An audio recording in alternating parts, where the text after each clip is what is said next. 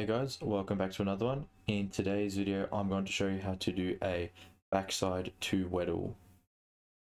Now, all you need to do for this trick is simply hold your board on the backside when you're in the air and just perform a front side hop shove it. The front side shove it looks like this. You will pull your right trigger down and flick it to the top left.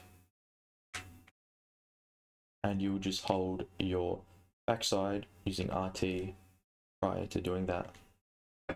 So to put it all together, it should look something like this. Just like that.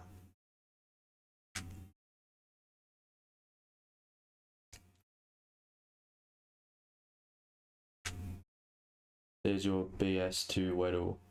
Super easy, simple little trick that you can add into your lines.